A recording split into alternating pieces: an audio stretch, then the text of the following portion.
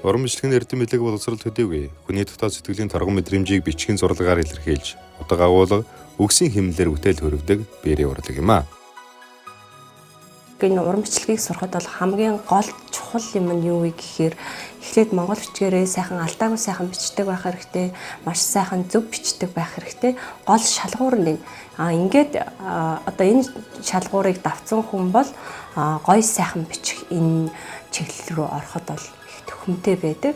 Тэгэхээр яг уран бичлэгийг сурахын тухайд бол заавал одоо мэрэгжлийн түвшний оюутнууд ч юм уу тий мэрэгжлийн хүмүүс биш салбар бүрийн янз бүрийн мэрэгжилтэй хүмүүс бас сурах боломж нь байж идэг. Хамгийн гол чухал шалгуур нь ерөөсөө монгол бичгээрээ маш сайн уншдаг, алдаагүй зөв бичдэг байх хэрэгтэй. Түүний цаана бол гоё бичгийг бол ямар ч хүн сурч болдог. Би Дүү их сургуулийн хүний хэмжээ ангийн 5 дугаар түвшний оюутан Алтан цэцэг.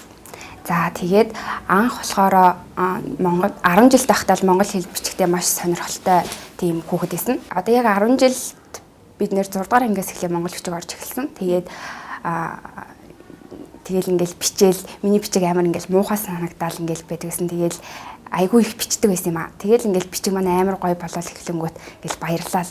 Нэрийн чим амар гоё. Монголынхаа өв соёлыгчтэй ингээ хадгалаад ингээд уурж монгол бичиг айгүй гоё юм байна гэж бодоол. Тэгэл 10 жилийнхаа найзуудтай хамт гисэн доод ангийнхаа хүүхдүүдтэй ингээл монгол бичиг зааж өгч мөгөл ингээл гэсэн. Тэгээд оюутан баснаасаа хойш яаж ингэж гоё дуртай зүйлээ ингэж гоё хөгжүүлээд цааш нь ингээд авч явах вэ гэж бодож байгаад тэгээд 23 оны 5 сараас Алтан Хөгшийнхаа сургалтанд суугаад тэгээд одоо яг уран бичлэгээр хичээллээд жил 6 сар болж байгаа. Тэгэл 10 жил байхдаа л аюул сонирхолтой гоё байсан болохоор тэгээд гоё ингээ хөгжүүлээд явж байгаа. Чөлөөт цагаараа. Тэгээ бас ингээд эмч мэрэгчлэр сурдаг. Тэгээ хичээл их байдаг учраас бас хажуугаар нь ингээд өөрийнхөө дуртай зүйлийг хөгжүүлээд явхад надад амар гоё санагддаг. Монгол уран бичээчид судар бүтээхдээ өөрсдөө биерээ урлан бүтээдэг байжээ. Тухайлбал туулай, тарваг, зурам, хэрэмний сүүл, адууны дил зэрэг Монгол нутагт амьдардаг амьтдын үсээр биер урладаг байна. Танхимын сургалт 1 сарын хугацаанд бол ямар ч байсан тухайн хүн энэ уран бичлэгийн одоо ихэнх анхан шатны суурьаа сайн авчдаг. Тэгээд энэ суурьаа сайн сурцсан хүн бол цаашаа одоо багшаасаа зөвлөгөө авах ч юм уу, цахимаар зөвлөх ч юм уу тий ингээд суралцах бүрэн боломж байдаг. Энэ суурь гэдэг дээр нь яг юу ороод байгаа юм бэ гэхээр энд бол ерөөсөө яг Монгол уран бичлэг гэж юу юм бэ? За одоо тэр уран бичлэгийн үсгийн техник ямар байх хэвтэй тий хэмжээ харьцаа ямар байх хэвтэй бих усаа яаж тааруулах юм? Ер нь бүтээл хийн, бичнэ гэдэг ямар зүйл байдгийг энэ бүхнийг яг хувь хүн бичлэн суралцах боломжтой байж байгаа. Уран бичлэгээр хичээллэхийн давуу тал нь юу вэ гэхээр мэдээж тухайн хүний одоо тэр дотор сэтгэл байгаа зүйлээ мэдрэмжээ сэрээж өгдөг.